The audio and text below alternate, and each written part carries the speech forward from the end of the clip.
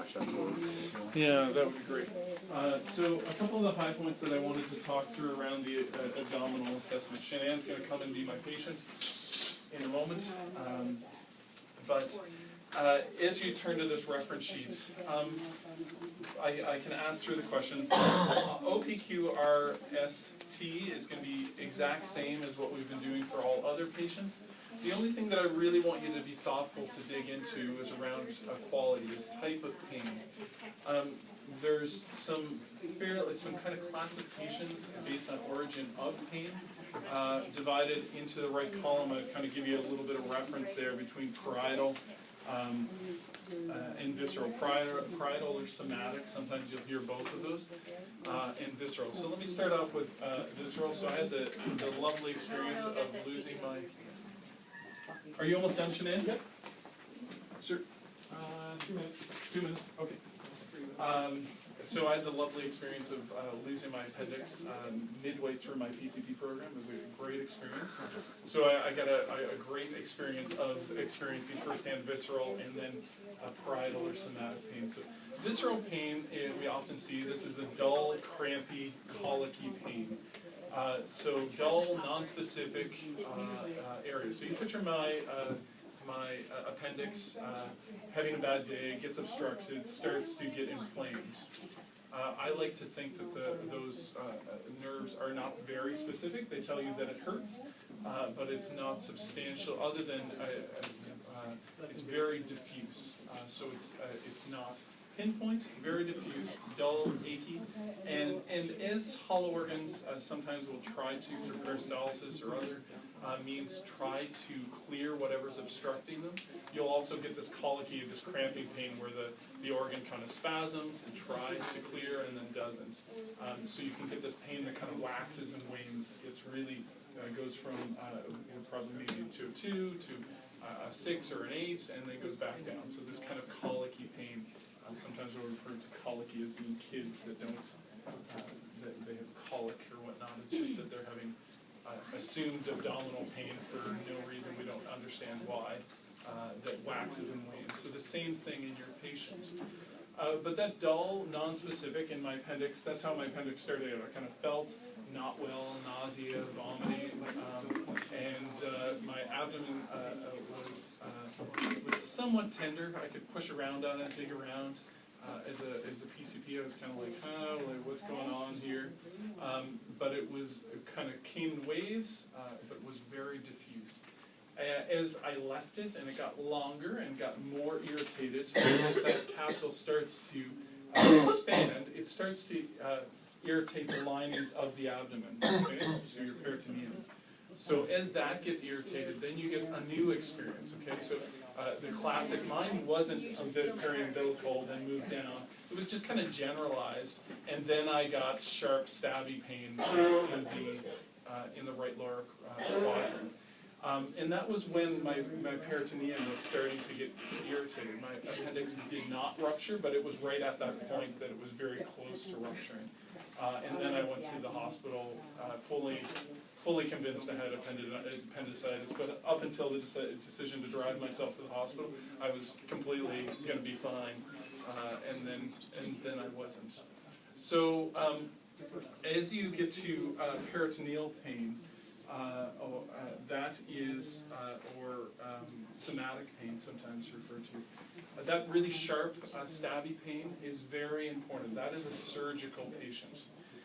The other characteristic that you'll notice about peritoneal pain is that the patient's going to lay board-like. They're not going to, rather than with visceral pain, they're going to roll around, try to find a position of comfort. You can picture pancreatitis or whatever, that pain where they're moving around, they're trying to find a position of comfort, and they can't find it, but they're constantly searching for it. That's much more organ pain than actually getting to peritoneal or peritonitis, or inflammation of the peritonitis that results in peritoneal pain. When they become sharp and stabby, when you have that irritation of the peritoneum, patients are going to want to lay flat, board-like. They're not going to let you touch their belly. They're going to have involuntary guarding. You'd say, don't tense your abdominal muscles, and they can't help but to tense their abdominal muscles, and they're going to stop moving around. Okay, so it's going to become very sharp, specific, and they're going to be board-like. They're also going to have rebound tenderness, which will, and we'll talk about what rebound tenderness looks like. Shanann, you're going to come be my dummy. So there's very good. So a visceral type pain, we deal with these all the time, but it's very important from your paramedic perspective. A visceral pain can go somewhere without surgical capacities, whereas when we get into parietal or somatic pain, sharp, stabby, board-like, very specific, that needs to go to an operating room. It needed to be in an operating room an hour ago, so we need to bypass hospitals. We shouldn't be going to rural facilities with that patient. Because they're not going to do anything other than, let's go to a surgeon. Okay, when they're at that point, they're at very large risk of spilling whatever's supposed to be inside an organ capsule into their what was sterile abdominal cavity and getting very, very sick. So there's some examples of parietal and visceral pain there. I'm not going to do it. So, and different organs can produce as you arrive to them, depending on the stage of the illness, whether they've ulcerated or not, whether they've ruptured or not. It's going to produce different types of pain associated. But I just wanted a quick understanding between parietal and visceral pain, or somatic is sometimes the other name that you'll hear for parietal. Pardon? Oh, you're the desk. The other high points that I wanted to talk about. So when we get into past medical, the ample part, it's going to be rather straightforward. Again, the only thing that's different is the medications that we're concerned about. So precipitating factors for GI stuff, we're largely thinking about NSAIDs, antibiotics, and so opiates. We're also interested if they've tried anything like laxatives or suppositories or enema use, or if we're thinking in the case of obstetrics, we're interested in birth control. So working through as far as past medical history, we're inquiring about specific medications rather than with cardiac, we're inquiring about erectile dysfunction, these types of things.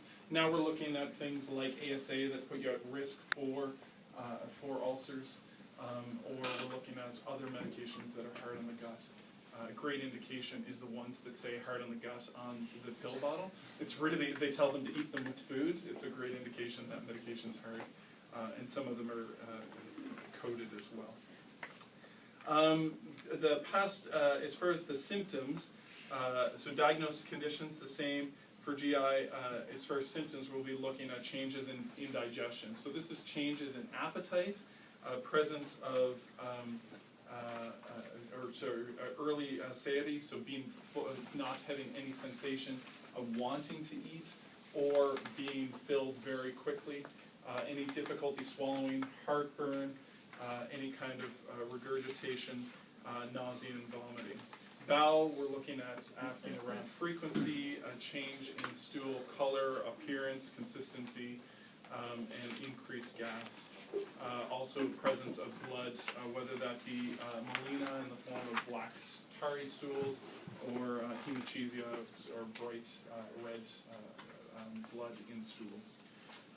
And then also precipitating factors, as we were talking about before. Reproductive, interested in changes in urinary habits under symptoms, last menstrual cycle for females, and sexual activity, possibility of pregnancy, contraceptive use. This is going to be, we'll pretend that you're a female for me. This will work well for me, so I can do obstetric as well. Obstetric would only be used if we have a confirmed pregnancy. So not, so we'd be reproductive and urinary for everyone. For obstetrics, for a patient that has a known pregnancy. So we'd ask about their pregnancy, when they were, if they've had any diagnosed conditions around their pregnancy, if they've had previous pregnancies, what those previous pregnancies have been like, and if what this current pregnancy, if they've had any complications, when their due date is, and if they have had any history of any miscarriages or abortion, or spontaneous abortions, or abortions otherwise. precipitating factors, we can ask about prenatal care, and if there's any alcohol, narcotic drug use, particularly if we think we're about to catch baby. And then cardiovascular is the exact same questions as we had asked before. This would only be appropriate in an upper GI pain. So we'll really isolate upper and lower abdominal pain into how much you'll dig in. So I still want you to ask about urinary history really quickly, but if it's lower abdominal pain, we're going to ask lots more, right? So if this is epigastric pain, I'm going to be thinking this will be cardiac, but if it's lower abdominal pain, not as likely to dig around there. Still ask cardiac history, still we're going through diagnosed conditions, symptoms, and precipitating factors through each. Physical assessment, the high points, I'm going to do a quick demo of this if I can. I'm just trying to hit the high points under 10 minutes. Okay, gotta stop. We've talked about conjunctival pallor in jaundice and the sclera of the eyes. Mucous membranes, we've talked about hydration status. The mention of maybe ulcerations or maybe fecal breath being noticed, just as you're noticing the breath if you're thinking bowel obstruction. We're also looking for jugular venous pressure in the neck when we're coming through the chest, all the same. And then abdomen is where we really get into the exciting stuff. So once again, scars, rashes, lesions. You can have your patient sit up with me, unbutton your shirt again for him. I think what I'll do is I'll do two. I can't do two demonstrations. I'm trying to figure out a way to save time. So if you have your patient, if you're distended, if you're looking at their abdomen, he can lift his head up. It just doesn't move his head up for him and cough for him. And you can watch their abdomen. If they have any herniations, you'll see those herniations bulge. Now, given that they're viewable, we probably won't rip down and go look around the genitalia to see if we have any, but the ones that are visible may appear, and that might be of interest, particularly if that's in the area that we have pain. So we can have the patients see if there's a hernia present. The other thing we can look for is, on inspection, is any kind of dilated vessels, referred to as Carput Medusa, crazy snake lady goddess. You remember Greek goddess? So you get crazy veins coming around the umbilicus. It has to do with portal hypertension. You'll get into the reasons of that as you get a block in the liver. It just backs up into the GI tract, which all the GI tract goes into first pass metabolism through the liver. So if you get a block there, everything gets dilated, increased pressure. So we get risk of dilated vessels, also hemorrhoids, also esophageal varices, all related to increased pressure and restriction of blood through the liver. All the same stuff. Pulsatile masses, we'll look and see. You can see Shanann has a firm pulse. It's not a mass. He's absolutely pulsatile. My hands are cold, sorry, but you can absolutely see his aorta being pulsatile. So totally fine to push on his abdomen like that. There's lots of fear of pulsatile masses exploding. If they had ripping, tearing pain, we'll get into talking about that. But like most folks of your build and stature, you can absolutely see their aorta pulsating, if you will. I'm going to skip ahead. We've talked about light palpation and deep palpation, looking for a large spleen or liver. With the liver, you can also, if we suspect a large liver, we can percuss. As we come up, we can percuss and find that dull area over the left side, and we can percuss up and actually measure liver spleen. I demonstrated that for you before, right? So a normal, so you can look and see regarding whether or not the patient has a normal liver span, and that's normally between 6 and 12 centimeters, that should be. I think Shanann's, if I remember, came out at somewhere around 8 centimeters or something. So you can see somebody with a grossly enlarged liver, you can percuss and find how large their liver is. Rebound tenderness. Rebound tenderness is probably best elicited away from the site where there's pain. So if you have pain in your right lower quadrant, if that peritoneum's irritated, what you do is you can shove everything over. All we're doing is shoving intestinal, or I guess abdominal contents over, and then we quickly release and see what happens when that everything in that abdominal cavity sloshes back, and see if that irritates things. Okay? So if you don't have peritoneal irritation, when you let everything slosh back, or palpate over the site. Sometimes I just find when you're palpating over the site, you don't know if you're like getting that pain, and sometimes patients get confused. So often you can choose to push over from the other side and let go and see if that causes them irritation over here. That would be indicative of having rebound tenderness and some degree of peritoneal inflammation. You know about McBurney's point. That's McBurney's point right there, that scar. So that's McBurney's point, associated with appendicitis. Murphy's sign for possible cholecystitis. If you have a patient with upper right quadrant abdominal pain, you can have your patients, their gallbladder sits on the bottom of the liver, so we know liver's down here in the bottom, just around underneath your liver, underneath your rib. So if we have our patient exhale, as diaphragm goes up, liver goes up.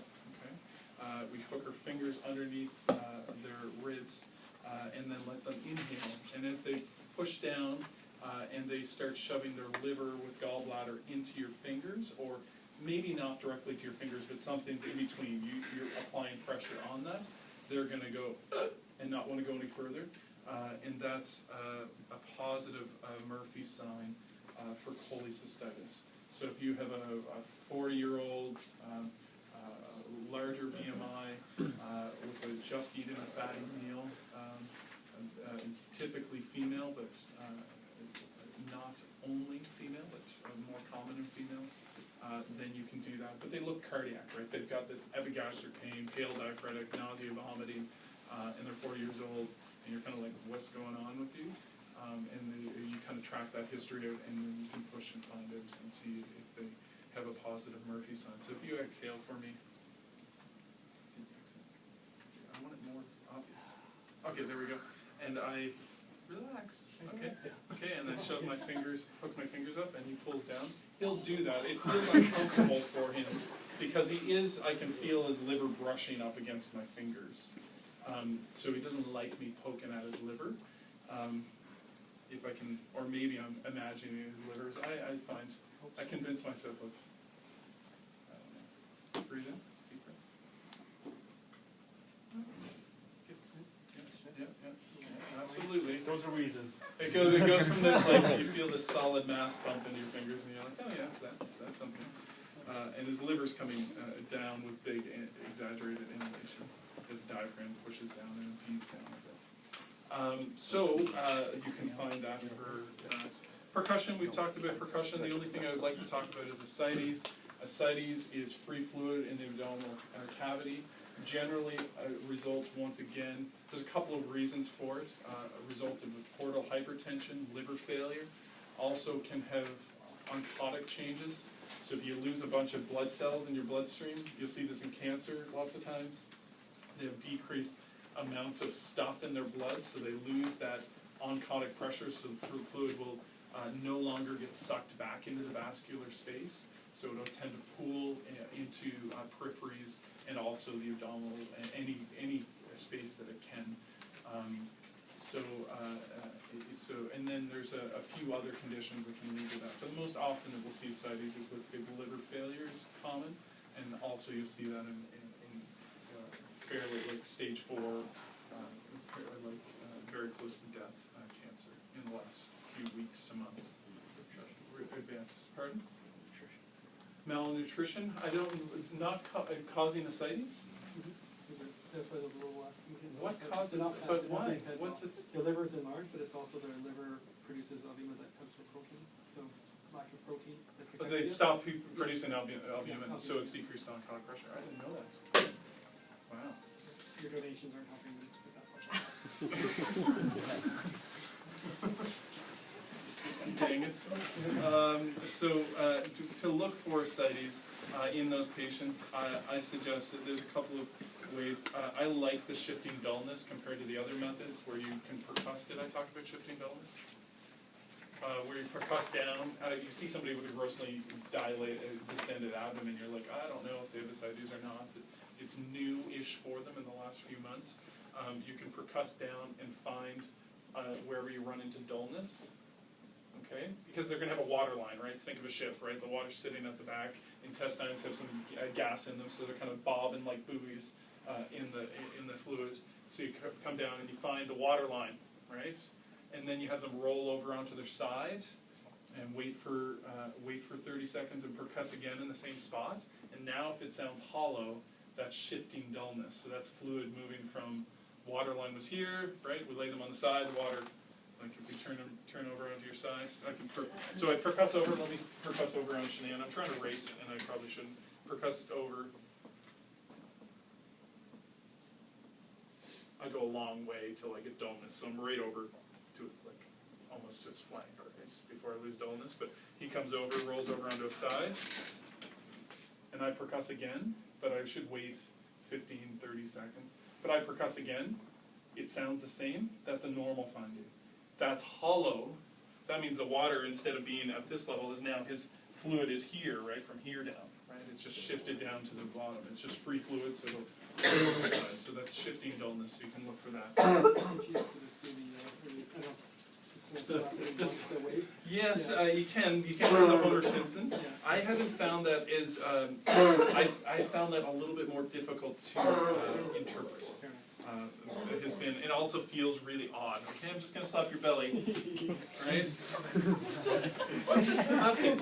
It's you're like it is. You can do it and justify it as being a medical assessment and not get charged, but I don't know. I find the shifting dullness much easier, and I tend to be percussing anyways. So I'll just percuss over, find dullness. If I think they're distended, then I can have them roll over. What we're going to do is I'm going to do a quick 10-minute demonstration. I know that means that not everyone is going to get through the cardiac. We'll do our best. We'll have a bit more time tomorrow because tomorrow we're assessing your initial assessment, which is the rapid medical assessment that we also talked about our first lab day on Thursday. And so that's much quicker.